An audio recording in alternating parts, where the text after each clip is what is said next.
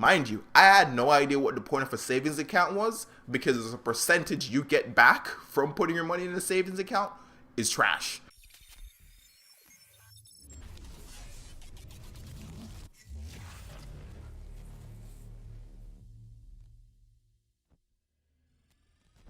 Question of the day: what is the one book that's actually helped you the most in your self improvement?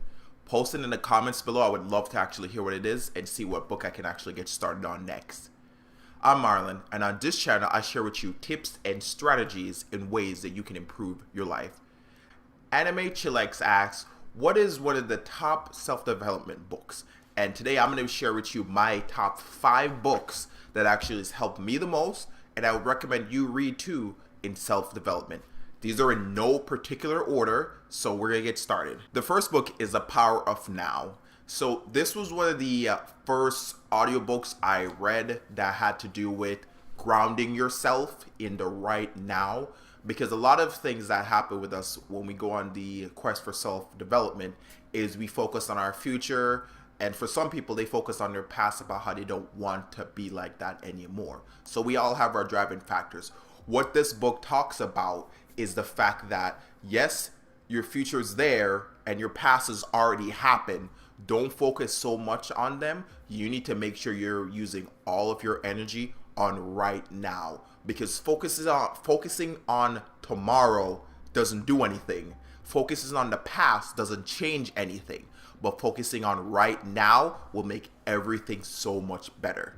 And that's the one thing I took away from the book. It is a very spiritual book, but for me, the fact that it was talking about you need to focus on right now, because that is the most important time in your life, right now. The second book is Un-F Yourself.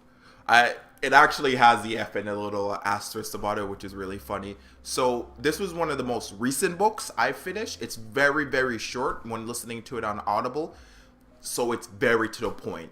This book was pretty much about self-reflection and just asking yourself just a few questions. One of the biggest takeaway that I've taken from this book is asking yourself, are you willing?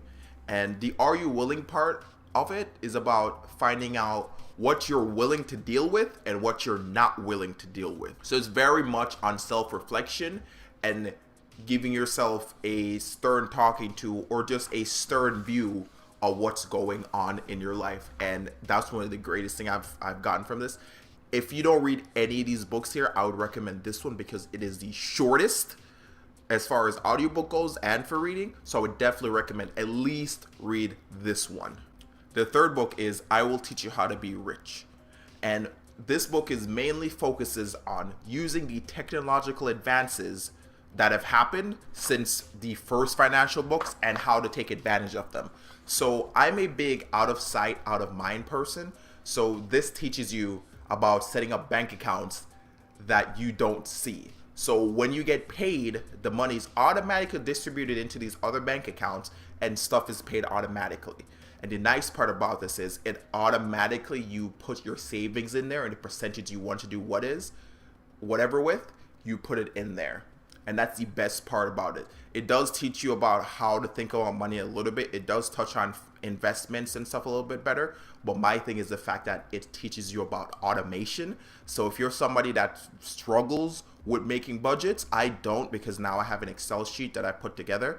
But if you're somebody that does struggle with making budgets, this is a very good thing to do. It requires low maintenance. Only thing I would say, which it talks about in the book, is setting up a little bit of cushion. So save a little bit of money first to put into that account that's going to be used to pay bills just in case something moves a little bit earlier than the rest. The fourth book is the 10X Rule. So this book, the main thing I took away from this, which is the best thing, is the fact that whatever you think you're capable of right now is nothing in comparison to what you actually can do. And it pretty much hits on the fact that majority of our lives, we're always told we can only do this. They might say you're amazing, but if you aim too high, everybody might come down on you. And this book is more about realizing that you can do so much more than what everybody tells you. And that is my biggest takeaway from this book. The next thing this book touches on is competition, which it doesn't believe in. Which now after reading it, I am the exact same way. Competition is meant in the most grand scheme of things to say, oh, well, we're using this to improve you and make you do so much better. Well, the problem with competition when you're trying to improve yourself is if everybody around you is mediocre, you're just being slightly less mediocre than everybody else. The goal is to dominate whatever you're doing. So you need to be ridiculously better than everybody else around you. Now, that might be hard depending on your environment. If you're in a situation where even though you're doing really good than everybody else, everyone else is getting credit and you're not, that's all fine and dandy. You're doing this for you. So if you don't feel comfortable doing it, if that environment is a problem, remove yourself from it. But you need to focus on destroying every single obstacle in front of you, because at the end of the day, same thing in this book, you are capable of so much better than what you think you are. The fifth book is Total Money Makeover. This was actually the first self-improvement book I picked up, and it was all based on the fact that growing up, nobody showed me how to actually handle money. The most I received was get a savings account. Mind you, I had no idea what the point of a savings account was, because the percentage you get back from putting your money in a savings account is trash. And that is the only advice I ever got while growing up. Oh, and put as much money towards income tax because it's like a savings account. The two pieces of advice I got my whole life while actually trying to improve myself. This book is what has set me on my path to self-improvement, and it's amazing. This book goes over, if you started at this age and you invested money in this, you would be this much wealthier in the end. This book touches on the fact that you need to suffer if you're in debt to get out of debt. Nobody is ever going to happily be out of debt.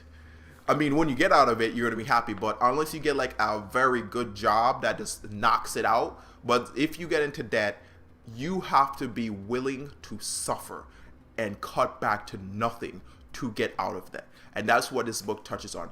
It touches on budgeting and explains it really, really well and shows you different options of what you can do. It is an amazing book, and I'm very happy it was the first one I picked up. I love all these books, and this one was the one that set me on my journey. So outside of the On F Yourself, if you're going to pick up a second one and you're okay with getting a lot of information and you're starting from scratch and you have no idea how to handle your money at all, this is the best book I would say for that. Besides that, those are the 5 books that I recommend taking some time and reading, or at least 1 or 2. All of them have changed my life dramatically, and I would hope it actually change yours too. Anyways, don't forget to rate, comment, and subscribe, and hit the notification bell. There's another video somewhere around here, but I'm not really sure. Besides that, I'll see you guys later.